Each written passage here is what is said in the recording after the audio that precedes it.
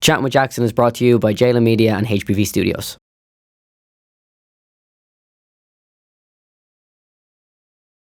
Hey, what's up guys? Welcome back to the third episode of Chattin with Jackson. Thank you so much for coming back for another episode. I hope you've enjoyed the previous two that we've released, and if you have, consider subscribing, also like and comment, the usual stuff, really helps boost the channel. So, for today's episode, I have someone on, complete stranger to me, I have no idea what his name is, think it's George, but let him introduce himself. How's it going? My name's Fergus. Do I look at the camera or do I look at you? No, look at me. Alright, go on. Look at me. Anybody that has a bit of a You're not even looking at me. I'm looking at the microphone.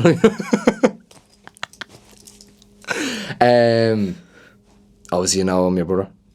Are we? Wait, what? Right, let's get straight to it.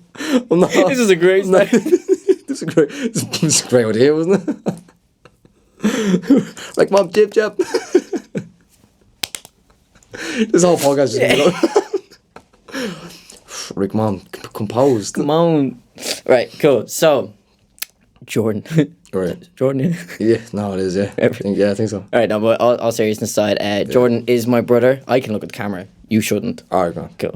At least you're determined with that. Privilege. Yeah, thanks. Permission sets. But yeah, so Jordan is my brother. We have a year. It's a year and 2 weeks between us. 18th February. Yeah, about a year and 2 weeks. Everyone calls us Irish twins, but yeah. Nice. Yeah, so I brought Jordan on. You were actually one of the most highly requested guests. Well, you? Like 5 people.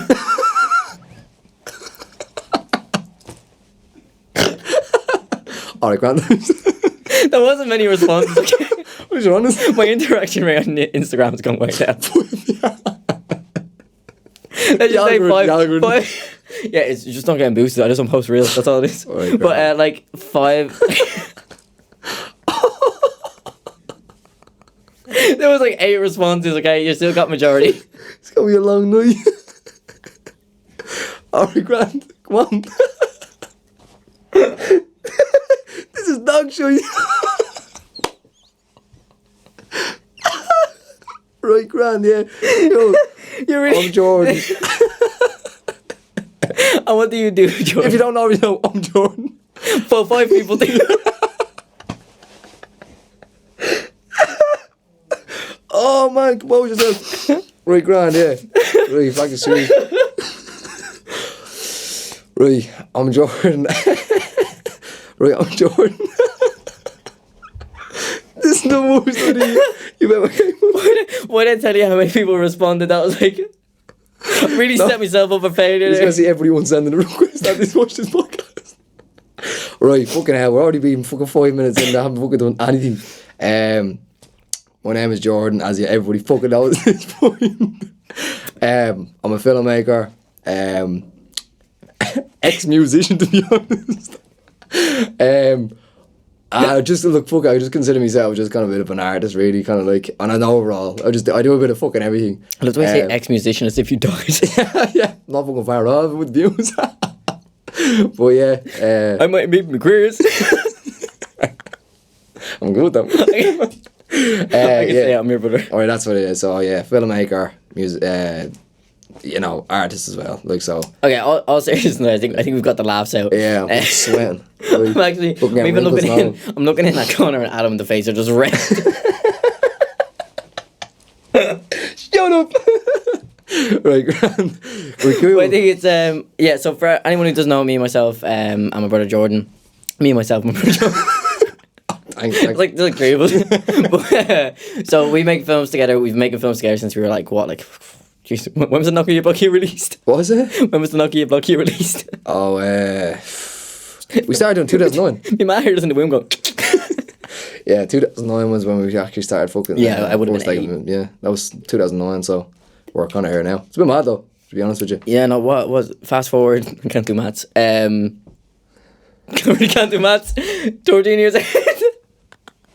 I actually looked for help and you didn't look. Oh, You're like, don't look at me. No one else look at me. What foundation, man? Connor's just like. That's why I looked through the window. You were trying to make it look like this job's stupid. You were like, what's the answer? I wasn't even playing the part. I knew it was true, but I was looking through and thinking, he fucking saw me out. Oh, my God, you see. Right. I swear, Jack, of all the fucking ideas you have, this is the worst one you could have But picked. literally about fucking timer's gone off my phone. We're like 6 minutes in. I'm just laughing. We haven't even properly introduced you, right? Ex-musician, actor, filmmaker. What haven't you done in the creative aspects of things? But I'm not saying that.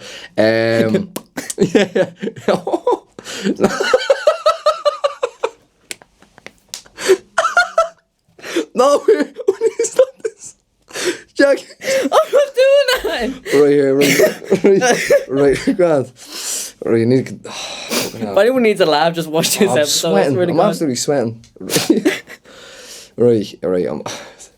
This is all staying in. Yeah, right, Grant. I'm a filmmaker, done the music stuff, and just kind of went away from the music, back on the film grind now at the moment, so yeah. The music though, like, don't get me wrong, like, Spotify is a really hard place to crack.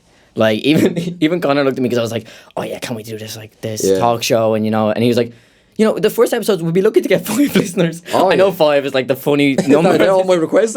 Yeah, we're lucky to get 5 requests. But Connor was like, obviously once you kind of break that point, you're kind of head up from there. But like, the music stuff, don't get me wrong, although it didn't like break off for you, like, Poison City, everyone loved that song. Oh yeah, everyone loved that. Like, can you dive a bit into that song a little bit and kind of where the lyrics where it all came from? Yeah. So basically, I can't give you words together. What happened was, obviously I was mad about the film for a while. We done a small teaser or something called Poison Minds. Obviously you would remember that you've done the recording. Yeah, I remember Mason on Nanny's floor. Yeah, literally, yeah. But so obviously we done the Poison Minds. That was kind of the first bit of filming that I wanted to do. The reason for it was because Love Hate had ended like years prior to that, and that was kind of what happened. And I think with my own creativity, I kind of wanted to show, like, at that point, you push back maybe a year or two just before Poison Minds had been created. Did you get me? Like, I was kind of getting myself. I was in them teenage years, being involved with them types of gangs, seeing this type of shit going on, and plus where you live as well. So you're kind of seeing a bit of everything.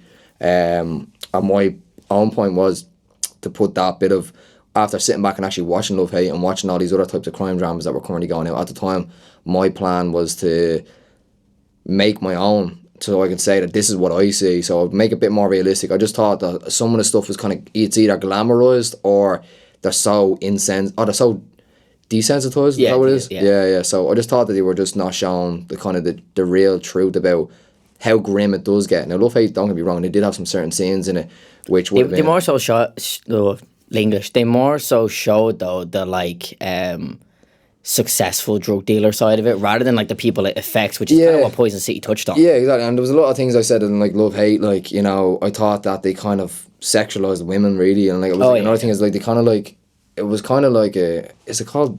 No, it's not... what's the thing called when it's, like, it's not derogatory, is it? Like, kind of, like, when you're kind of lowering...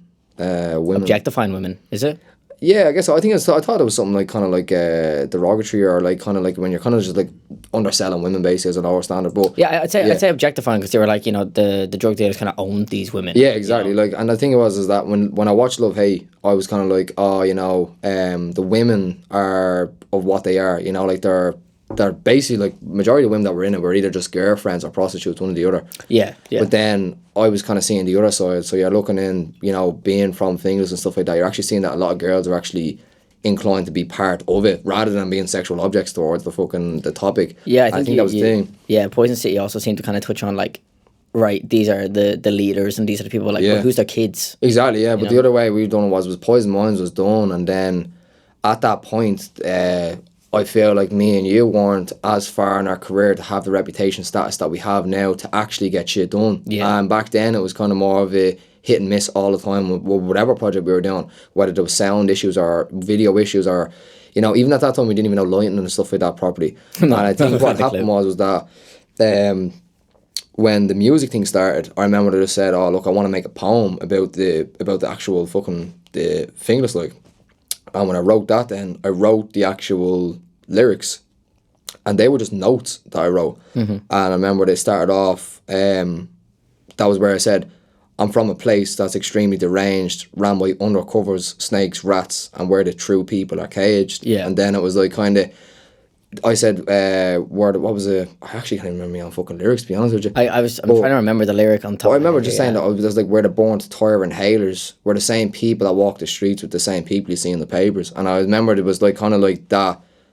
It was that was the first little paragraph that kind of sparked me off to say, I want to bring Poison Minds back in with like almost like a relation to this song, because Poison Minds was built for that purpose. But then when I couldn't execute that properly, I thought the music is working well and people like my music, so why don't I ask the directors of these other music, because I know that Reggie would have collaborated with us to do that video. Yeah. And he collaborated to do that, obviously, He with Adam brought as well. fake money and everything. It was deadly. Exactly, yeah. But when we were having people that were like good at their art to work with us then, and that was what kind of set my boundary as well. There, when Poison City was released, it was a Poison Minds, and it was kind of that was the next incentive to be like, right, this is what I can do for the city. But then when I started making that type of music, if anybody kind of remembers, they would have remembered that we dropped the track with Mason and Caitlin right before that called Just For You. Yeah. And that was more kind of deep emotional type of stuff. So then when Poison City came out, it made sense why I was going emotional again.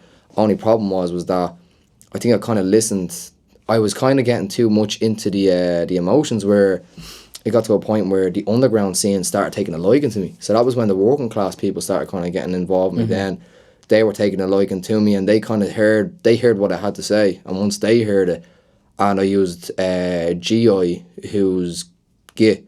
I used GI's beat. I bought it off him and I used it. When I got all the cracking visuals and the song done and all that type of shit, it was as soon as the music video dropped and everybody kind of saw that. The music video was what spiked it. And then everyone was like, oh shit, like you're actually telling a story with the music. And that was what kind of cleared it off for everybody. But I had the vision of how the track was going to go before I even wrote the track. I just kind of knew what I was kind of looking for and what I was looking at. So that was a real impact. So that's what led me to do the feature now for this year. I think the one that stuck with me, sorry, I just had to make sure my phone's on, don't stop there because I can feel the vibrate on the table. I think the line, and I can't remember it off the top of my head, but you'll know which one I'm talking about. The one that stuck with me was like, the mothers are working 40-hour weeks for the kids to keep up Fashion Week. Oh, you know, that one really stuck, because I remember the one Christmas when you were getting like really into your brands, and you know, you were really kind of focused on it. You felt like it was like your reputation. Yeah, socially. I remember you came downstairs on Christmas Day and nearly gave Mum a heart attack when you were like explaining how much everything was. Clothes were, yeah. And then I remember you sat back the year after, because like it was very quickly that you like realised you're like, this is not what I want to spend my money on.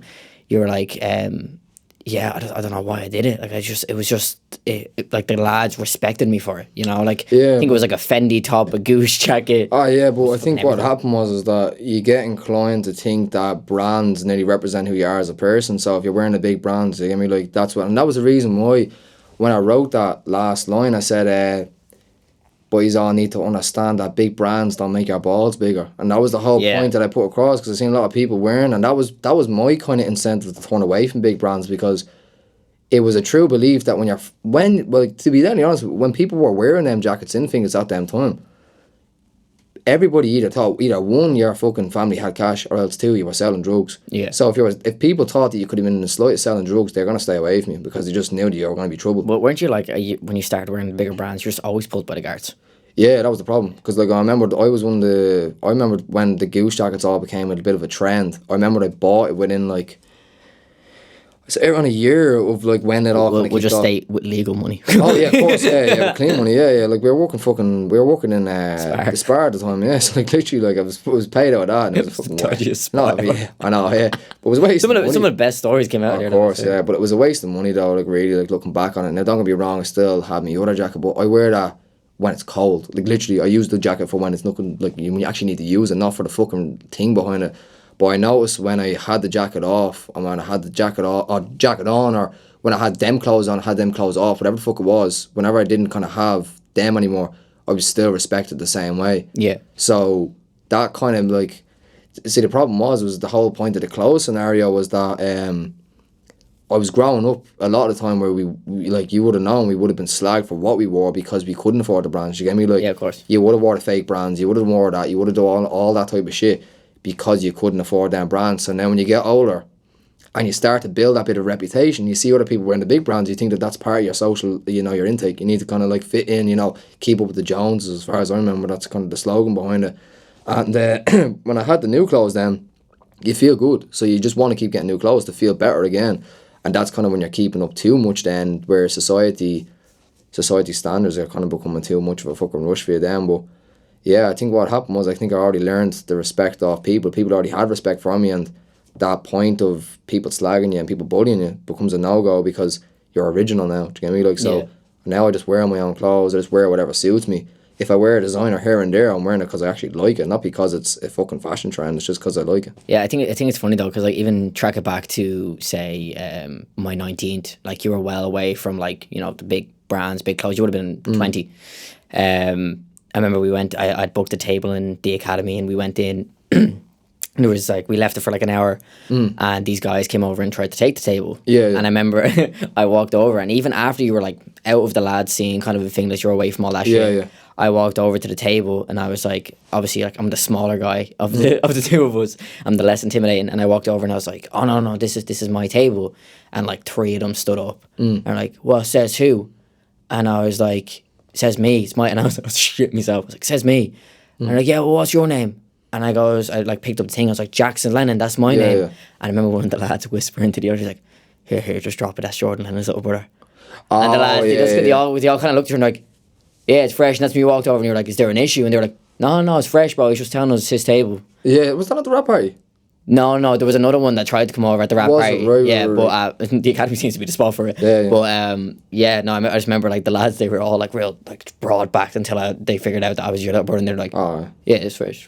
yeah, no, because I think it's like although you're not a vicious person, you have a certain status and thing. It's that, no, I wouldn't, like, that's the thing. I'd hate to sit back and say that I'd have a status. I think it's more for the point that some people just respect who you are. Do you know what I mean? Like, they kind of know who you are, and not just who you are, who you are now. They know the kind of like, the whole status that I would have kind of perceived for my own self. Just be yourself. Do you get me? Like, yeah. And the problem is though, is that when you be yourself, some people fear that too much because they know you don't need a gang with you. You'll walk up and do something yourself. Like, because it's like, if you want something done, you'll do it yourself. And I think that's, confidence can kill people sometimes, because when someone's too confident, you wonder why they're so confident about what they're doing. Do you get me? It's like, who do they know? What do they do? Do you get me? Like, and that was kind of the biggest part for me. But starting to learn people, like understanding people as an overall, that was like, words were the one things that got me out of fucking everything. Like, just speaking to people on a basis, like being from where you're from.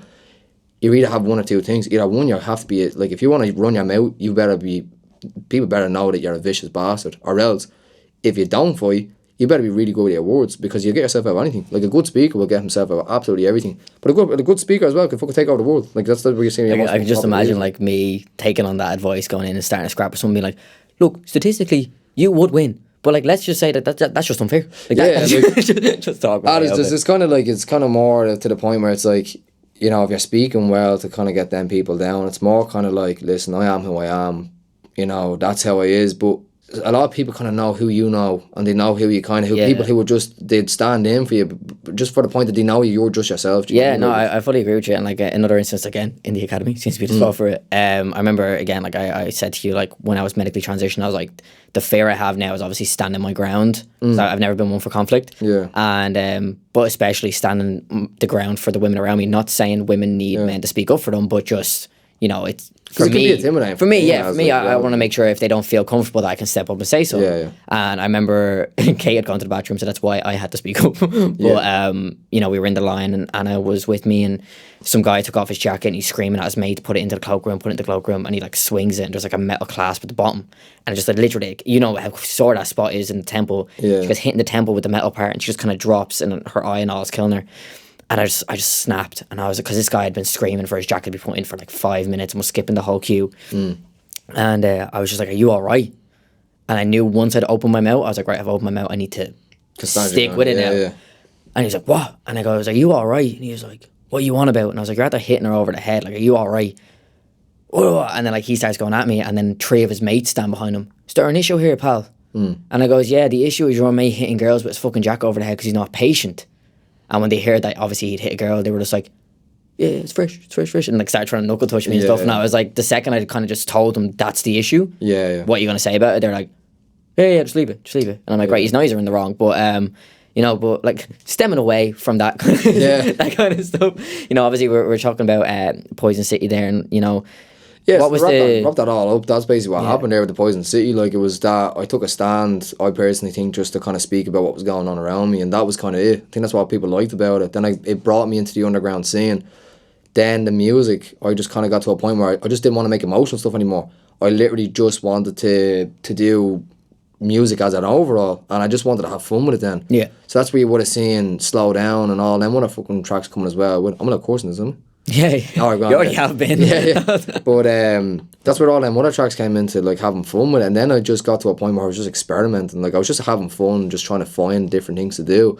That's where you would have found, like, Go Low and Duke Dimes track and stuff like that. Yeah. Funny enough, that was recorded like a year and a half ago, and that only got released as the Northside Story, like, as in the ending track for that. But bar that, really, like, I just kind of found that the music scene, it just wasn't, like, kind of, not that it wasn't working for me. I personally believe I was making decently good music. Do you get me? It was just for the point that I don't know whether people were feeling as much as they should have, or I got to a point where I sat back and I said, like, this is great, I love doing this, but I think I might be a bit more respected in a different industry. And as soon as I got back to film, everybody was like, I remember the excitement of everybody figuring out I was back, type of thing. Do you get me? And it was almost like, it was, do you know what it was kind of was? The best way to explain it, it's kind of like when you kind of like get out of a relationship with something, and then you kind of go off and do your own thing. But when you go back to that one person or that one friend that you haven't been speaking to for a while, and it just feels perfect again. Yeah. That's kind of what it was. Kind of like coming home type of thing. And I think I felt like I went off, tried to do me bit of travels, and the travels just didn't work out at the time. Do you get me? Like, it just wasn't feeling it. And then I came back and it was like, I'm back to film. This is perfect. So that was kind of where and the respect I got off people coming back into the film, that so many people wanted to help me now because they saw how far I could bring music. Then I thought they were just like, if he can bring music this far, how far can he bring it with the film now? Because he has all these people around him. I think that was the easiest part to get back into film, because I knew so many people from the industry that could help with the film. It was basically making the transition so much easier. So talking about film, Northside Story. Oh yeah, so we have to get into that. Yeah. So obviously the Northside Story, it's the production of it now, the sound design is actually meant to be back today, so that means that. But for, like, let's track back a little bit for anyone who doesn't have a clue what we're talking about. Yeah. What is the Northside Story? Where does it come from? Okay. Where hopefully will they eventually be able to see it? Yeah. So basically, it all stems. The Northside Story was all based off of a documentary I found. It was all based off a Dublin documentary I found, and it was all to do with a certain area. And I was just watching it, and I know it was meant to be intentionally taken serious. But with watching it, I couldn't really take it seriously because I just thought it was a bit of a joke. Like, and I understand, like, people have struggles out there. That's the reason why I don't want to comment on what it was. You know what I mean? Yeah. But because I do respect those that, did come up and have their say. But at the same time, the easiest way of saying it is like the RTE documentaries of, like, the rundown areas of Dublin. Exactly, yeah. How like, bad it is. Yeah, and like, but they make the life out to be. There was Irish ones, there was English ones, there was loads of them that I was actually watching at the time. And I remember they were watching some of the documentaries, and I just thought that some of them were just like, I can't believe you got up on live telly and literally said that these are your struggles. You get me? Like, being like, oh, I'm only allowed to have one packet of crisps a week, and you're like, man, come on, like what are you saying? Like, why did you say that on telly? You get me? Like, that's there for the rest of your life. Like, what are you fucking doing? Everyone's going to give you bags of crisps now. Exactly. So, and then maybe that's the intention. And that was the thing. I remember the documentary was showing how rough Dublin was, and then I saw, but the biggest one that stood out to me was Inside the K, and I remember seeing that, and I was like, fuck me, man, you really put a bad name on the area. And now everybody was like, you remember the time that was all released, everybody was just talking so negatively about Finglas, being like, this is clearly Finglas hadn't been talked about in years. But it's not even that though, like, it was always not, like, in a negative aspect, like. Well, media was, yeah, I'd say, but like, as in, like, compared to the way it used to. Yeah, but word of mouth now, like, as in, like, it would have been one of them things. But the only problem that I noticed was that Inside the K was like, unfortunately, it was one of the biggest talked about things in Finglas at the time. And I remember sitting back being like, this is not fair. Do you get me? Like, a lot of people come in with cameras thinking that they can just shoot it from one perspective and then not show the other sides of why people are doing what they're doing. And that was the biggest fault in it, was that they're showing 5% of what goes on and they're not showing the rest of the hard-working people that are in the area. Yeah. That was the reason why, if you listened to the Poison Minds, you would have heard some of the lyrics that I said. And then if anybody that tuned in for the original Poison Minds, they would have seen that the very start of it was actually talking about how good Finglas was years ago. Yeah. And that was kind of where the whole kind of deep meaning came from. But yeah, the North Side Story was made then. I wrote it as a comedy. Obviously, you would have remembered I went up to your house, had the read-through with it, and I remember just putting down a lot of bullshit that I watched from loads of documentaries and just said, how about if this lad that they're interviewing is just a fucking lunatic, but he's just so stupidly funny that you just can't understand him. Like, I remember I gave you a 40-pager before that even happened, and then I think I came to you then with, what, maybe like 120 or something like that, I think it was. No, you. I think you remember. I remember you said that you started to write the North Side Story, and then you came to me with the 40-pager, and then you're like, "Oh, give me like 2 days," and then you came back with the 80, and then you were like, you were like, "Oh, but I still haven't written like 4 scenes." Yeah, and I was like, yeah. "Oh, it can't be much longer." 120. Yeah, I was I like, "Oh, think God." it was 120 or something like that in the end, or 110, whatever it was. But I remembered having that lengthy look to it, and I remember the one thing that was scaring me was sitting down and reading the full one and just seeing how you thought it would end it off. But before we knew it, like, we'd sat down, we read the whole thing, we thought it was great. And then everybody else, it was kind of like, that was kind of my biggest scare, because I hadn't made something in ages. Like, do you get me? Like, you would have been out doing short films here and there, but you were majority working on other people's stuff rather than your own stuff. Yeah. And you're kind of helping out other people's careers. And I remember I just kind of said to you, look, if you just believe in me for this one and just literally just keep going with it, because my fear was that when we do another projects, you'd feel the mistakes and you kind of be like, oh, Jordan, is this worth doing? Do you get me? Like, by the end. And I remember having that, we both had that mindset for a long time of like, failures happen and then it impacts, you know, like how you feel. And I remember then at one point, the one biggest hope I wanted from the whole movie was that I literally said, like, I'm nearly sure I said it in Debbie's podcast, because I had you to genuinely just sit back and just believe that it was going to happen. I truly believed that I could make it happen. So because I knew just once Jack or whoever it is runs a camera, we can make this happen and we can kind of do that. And that was the reason why I think I focused so much on the character, because I said to myself, if I focus so much on him and I do 150% with him, everybody else, doesn't matter whether they're good or bad, they'll look like additionals unless everybody else gives a socks. Do you get me? And I think that's what happened. Everybody else played their character so well that everything just fit into kind of an order. So to kind of tell you what it's about Here, drink your water first. Yeah, You exactly. don't have to drink that. For anyone who's just listening, he literally has been holding that water bottle for about 2 minutes, just waiting to drink. But yeah, I think that's what kind of happened there. And the whole story is about a lad that goes around with a fucking balaclava on. The whole point is no face, no case. And he lives in a house with his ma and his brother. He looks nothing like him. And, Absolutely nothing like him. Yeah, but and then it goes through the whole travels of him being followed by a documentary crew, and it's just kind of like every kind of you know, every type of little thing that he comes into, but you are traveling with him for everything that you do.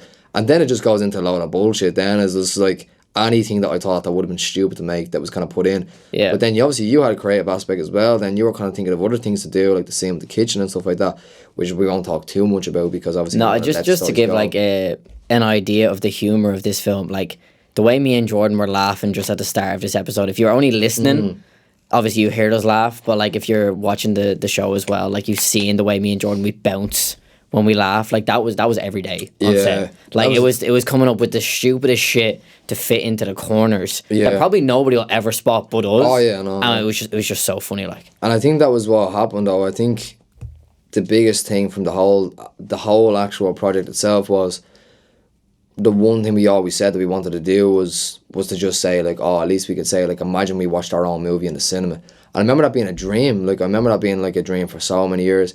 And I remember when I turned 18. No, sorry. I remember when I was 19. And I remember going to the cinema with Amy, and I remember her saying something. She was like, "It's gonna be your movie one day on the cinema screen." And I remember that being like, Kate never said that like that. but I remembered hearing that and being like, shit, like that could genuinely be a reality someday. Like, but I remembered always saying to myself, by 23, I know I'm gonna have something really, really heavily accomplished, but I'll be on to my biggest piece, when I'm 23. And I feel like I kind of manifested that to come into it, like a fucking point of life now where I'm like, although the Northside Story's done, we haven't released that publicly. We haven't actually got that I have out there. so many people text me, where can I watch it? Exactly, like there's so many people interested, but I think the only difference is there's so many people interested in that. But I think now I'm working now, kind of getting a bit sidetracked, but not really, because the North Side Story's basically come to an end now. You know, like the edit is basically nearly fucking finished. It's like 95% done. All the rest of the clips are being like kind of edited bits and bobs. They're all being corrected now by Luke doing the designing on it. Yeah. He's fixing the posters up, and then bar that, like everything else is basically good to go. And then I'm working on my new crime drama. Yeah. So to let people know what that is, No one wants to hear about that. but anybody that kind of would know the Poison Mind series, Yeah. it's all adapted from that. It's basically kind of written in the exact same context, kind of written basically nearly on the same characters as well. So there's a lot that goes into that. But I truly feel like this crime drama is going to be something different that nobody's ever seen before. Like, that's I think the though, biggest like, thing people about don't understand like the drive that we have. Like, not to toot our own horns, but like, you know, if you think about it, it's quite crazy, because obviously it happened so quick that it didn't feel like it was that quick of a process. time space. Like, we filmed from like, it'll sound long, but when we explain it, we filmed from like March until June, but that was every weekend though. It wasn't like we were filming every day. We filmed. We actually started filming in February. It was end of February though. I remember it was end of February. Yeah, because I remember doing the shots. I remember going. No, but I mean, like, obviously, like, you were the doing your B-roll, actual but I mean, like, the fucking- full film with the cast. That was like kind of like end of February, start of March. I remember that because it was somewhere around your birthday. It wasn't too far off that. It was like, altogether, I think it was maybe maximum 12 days of shooting. No, If I'm correct. I actually put it down. I think it was 16 days. But even at that, But even with that, that's literally that's 2 weeks. It's just over 2 weeks. Yeah, Like, 2 weeks, 2 days. we did, the film came to an hour and a half.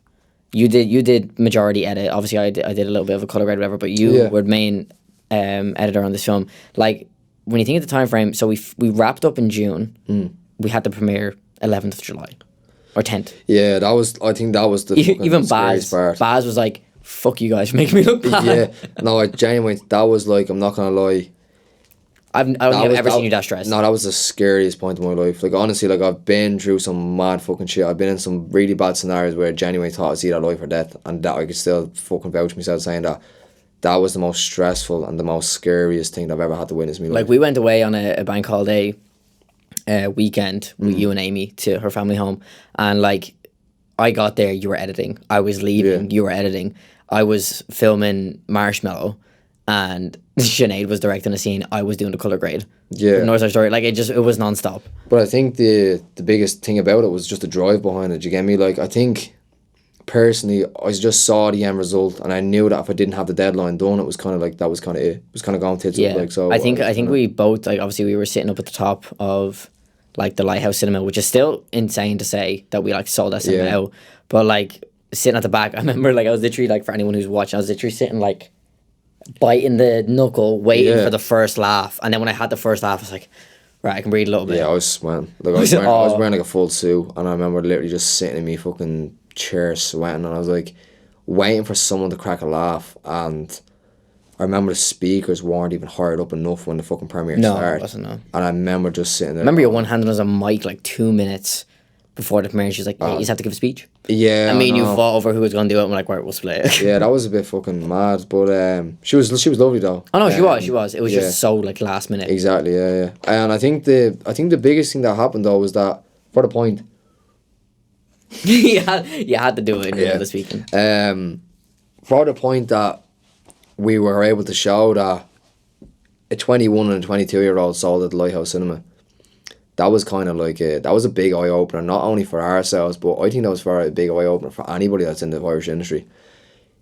I genuinely do not know one person who independently sold out the Lighthouse Cinema, and that's only from what I know. But independently, I don't know anybody offhand, or Like, I don't know anybody that yeah. even said it to me that they know somebody else has done it. I just know that was the kind of reputation that we built off that. And the one thing that I remember people saying is that when the Lighthouse event ended, majority of staff from the Lighthouse were wondering what the fuck happened and where everybody came from. What was just watched, yeah. Exactly, and what was going on. And I remember that would be the thing. And you would look into it, like you would actually look into the actual deep roots of it. The Lighthouse is owned by Element. So Element were looking at that, on that other basis being like, who are these fuckers and For where anyone did who this doesn't know, like, Element's one of the biggest production companies, in, like, not in Ireland, like, in general. Yeah, well, no, I know in Ireland they would be like heavily. Obviously, kind of yeah, like, but like stuff, they are yeah. worldwide, like. Exactly, yeah. So they would be kind of like your heavy, kind of like, you know, they'd be one of the biggest distributors, and you know they'd be your Netflix, your Odeon, your stuff like that. They'd be your pushers really for them. But yeah, I thought that was kind of crazy. But I think the biggest thing that pushed me was that when we made Poison Minds, it was like, personally to me, I think I lost the motivation after. It felt like nearly failure after failure, because the vision we were trying to see, we just didn't understand what we were doing wrong. As said, we had like audio wrong, visuals wrong, lighting wrong. We had a load of things, but at the end of the camera day, was on like automatic. at the end of the day, I looked at it, I was like, we were just teenagers, really. Like, that was the reality behind it. We genuinely were just teenagers. If so, we probably just turned adults. Like, I probably think I only turned 18 when Poison Minds But like, happened, so. even like, sorry to cut over you there, but like, even backtrack it. I was, I think, 15 when I shot the Nutters. Yeah. And like, that kind of put our names out there. Yeah, so you would have been around 16. You were 16 when you shot that, because I remember I was 17. It was actually, I think it was the summer before I met Kate, so I was 16. So I was 17, I remember, when we shot that, and that was kind of, but that was kind of our reputation, kind of where that was where my reputation of comedy came into play. Like, this was, I think it's really cool when you like look back at me and Jordan's like time frame when it comes to filmmaking, because obviously like we used to make YouTube videos, which you'll never find, so don't look for them. We used to make YouTube videos literally just for fun. There was no such thing as monetization on YouTube, or at least we had no idea of it. Yeah. Like, even in the kitchen the other night, probably some of the best laughs I've had in a long time. We literally just decided to pick up the phone and make this really stupid short that had no context, no nothing. I think I was on the floor crying at least 3 times. Yeah, it's just so fucking stupid. But I remember just literally saying, here, fuck, we might as well just do one now. Like, fuck, wait. But like, if you look at the Nutters, nobody knew our names. Nobody knew who we were. And like, a friend like Sam, we hadn't connected with him in years. We left our old house and we hadn't talked to him in years. Like, that was played in his classroom. Like, they were looking up random stuff to put on in his class. Was it? Yeah, they were looking up random things to put on in his class, and his mate was like, oh, put on the Nutters. And obviously Sam knew it was us. But Sam was like, oh, how do you know them? And he was like, oh, I love that film. Like, people that we have obviously had no idea. Like, this film gained like 350,000 views? Yeah, that's what. And again, that was just made for fun. There was nothing behind that apart from, it's summer, let's make a film. But that's the thing though, like, then money started becoming a thing from that as well. And I think that was I think what you got really like 100 quid off that and you're like, yo. No, I got more than that. I'm really sure I got, like, at that time, total revenue, that was probably about €350 for making that. Like, But still, like, some people would look at that money and go, oh, it's a week's wage. But that's like, we made that though. yeah, but like, that's With 16 and nothing- 17 with no year one old, behind us, literally, like- like 16 and 17 year old YouTube's paying them to do that. You get me? Like, and I just thought that was the mad thing. But after seeing the success that we got from the Northside Story and seeing how far we could do that as a joke, it just pushed my potential to be like, if we done that with a comedy, with an actual thing that was like taking the piss out of, imagine if we do something serious. Imagine if we really dig deep and write a really fucking solid script, and that becomes the fucking kind of the thing. My personal experience now, how I want to look at this crime drama, I almost want this to be, the reference I'd like to have is almost like a fucking, almost like a Christopher Nolan of a fucking Irish movie. Like, if you heard that Christopher Nolan had written a fucking crime drama, it would kind of be like very similar to how I kind of write this. Yeah. And I think the best thing about it is it's the characters that are in it. It's how everybody adapts to their lifestyle. And I think it's like, already with me talking to you, I can already see how everything's played out. I can see how the characters work with each other. And it's very, very lifelike. It's kind of like, it's the best way of explaining it. It's just high intensity. Like, it never ends. It's kind of like adrenaline from start to finish. But someone who's in that type of lifestyle, that's what it is. It is just adrenaline from start to finish, and it's just always looking over your shoulder. We knew so many lads who were just looking over their shoulder every 2 seconds. Exactly. Like, it's like, and the thing is though, is that the one thing I remembered is that a lot of crime dramas glamorize it, and that was the difference I want to show. I want to show the grittiness. I want to show the scummy people. I want to show the shit that RT won't show you. I want to show the things that BBC mark out with the scripts and they say, I don't want this. I want to show pain. I want to show the money. I want to show all that type of shit. But I want to show you, with climbing up the ladder, somebody's going to try and kick you off. Did you get me? Like, I think that's what I love about like your brain is like, obviously it's so hard not to talk about the Northside Story, because obviously I directed it, you co-directed it, if not vice versa. Because I think that's what I loved about, we went from the Nutters, which was again shot for fun. Yeah. And then we went into Boxed In, which was like our first time with like a serious crew. And both of us were looking at, I remember I had 3 nosebleeds in one night.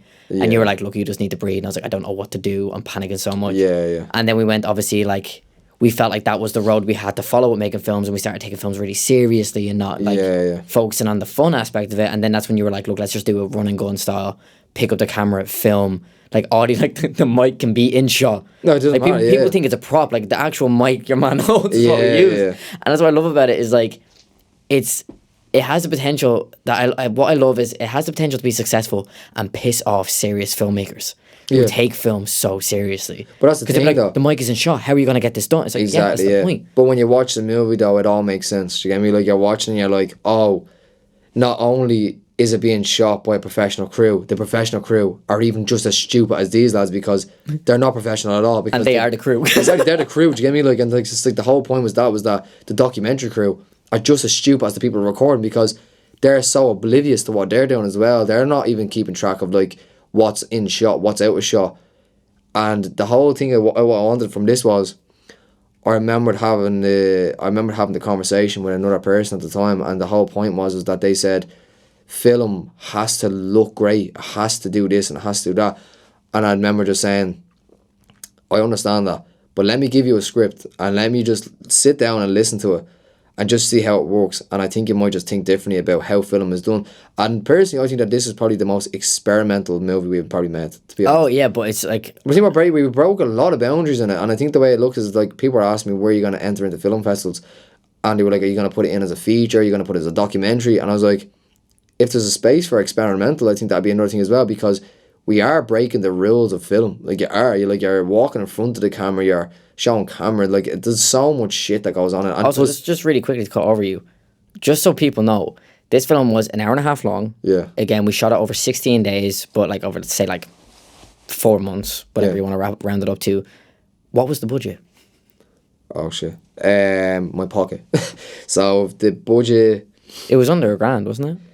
Yeah, I think it told off at like 660 or something like that. And majority of that was like petrol money. And honestly, like I think about 50. So you made 60%. You made a feature film for €600. For about 600 quid, I'd say. Yeah, that was probably all it was. So it was about €600 to make the feature because nobody wanted to be paid. But I think that's what I was going to touch on there is like obviously me and Keenan in the first episode of the show we were talking about how important networking is and how people just don't, like, people take it for granted.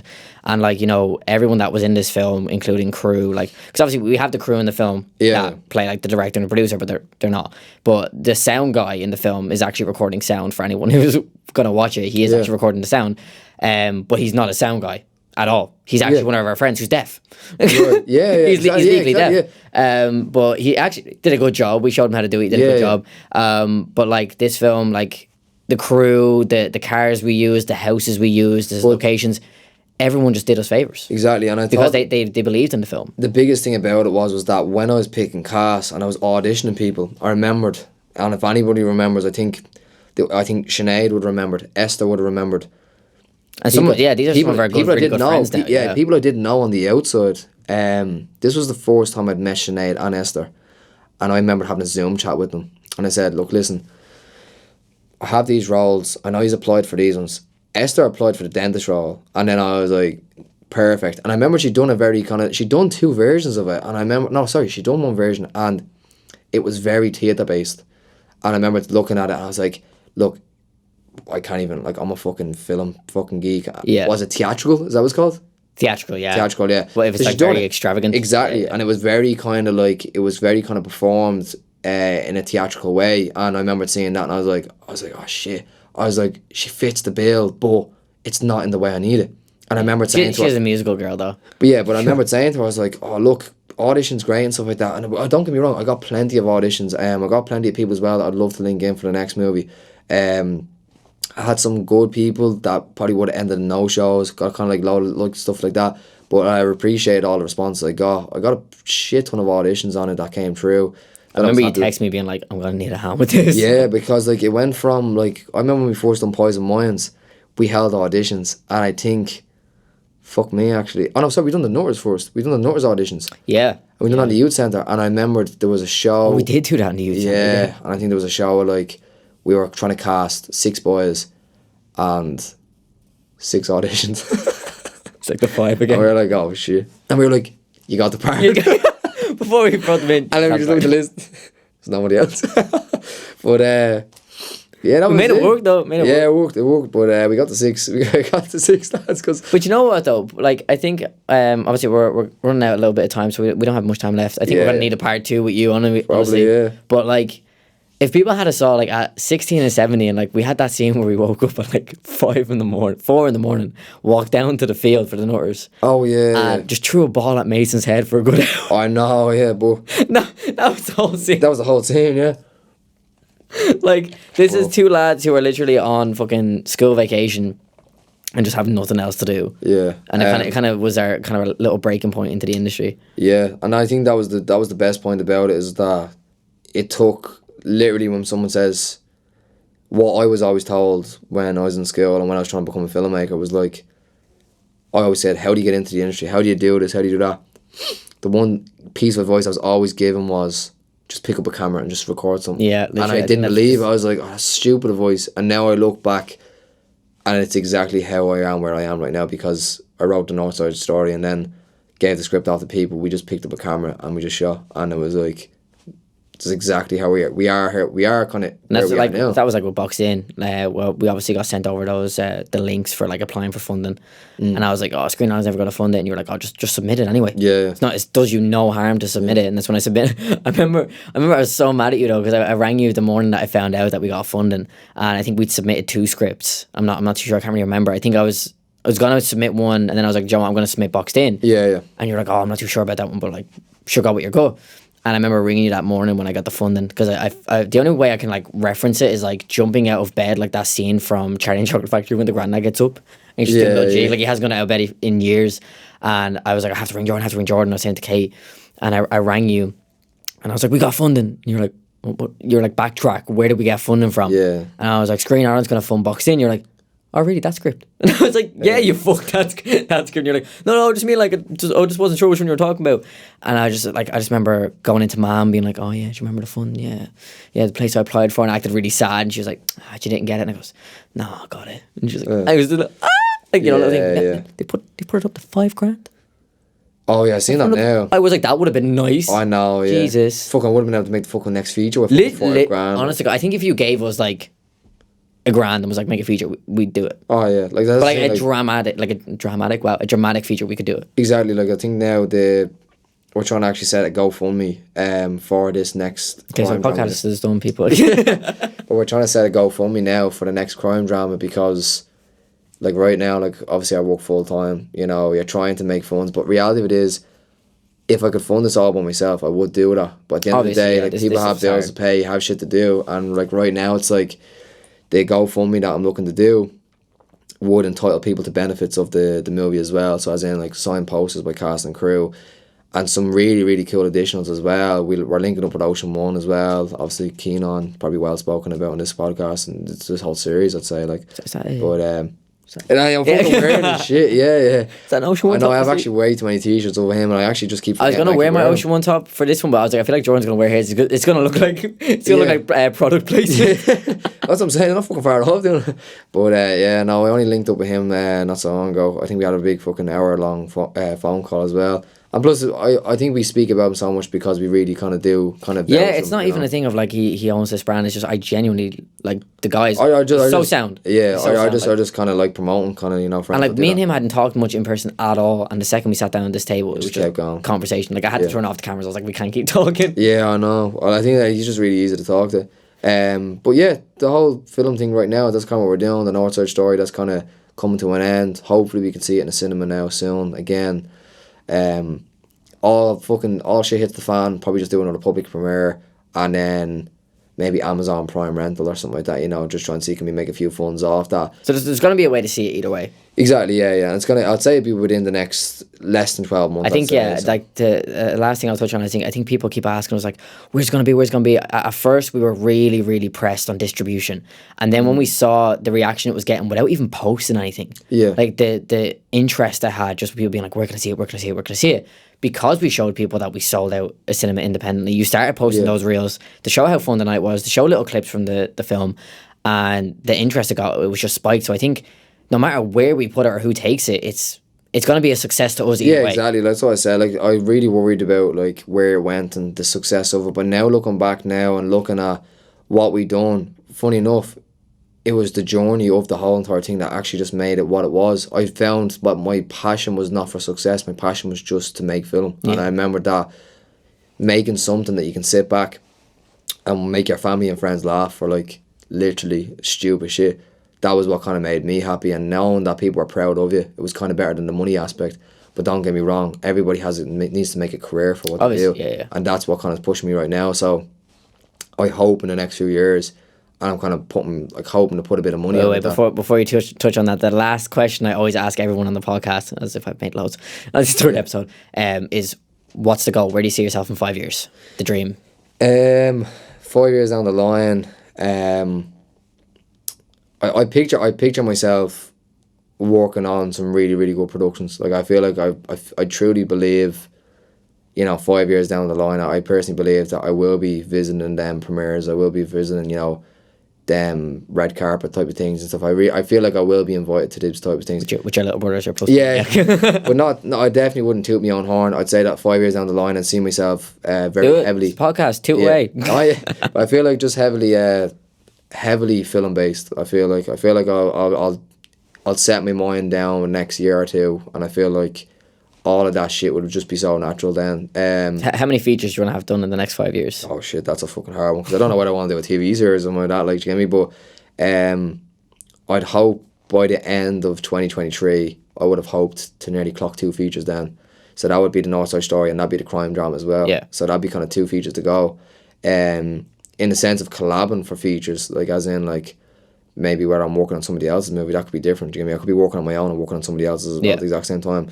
I hope to get to a point where funding can become a thing. Do you get me? If funding becomes a thing, I truly believe that like our opportunities are endless. Like I think what we need to really do is really find someone who really listens to what we have to say, type of thing. Because I think like the scripts that we're doing right now, and I truly believe that when we sit down and record and you listen to the read through of the script, I feel like everyone's going to have a completely different incentive of really where we're going with this, or where personally I want to go with this type of film stuff.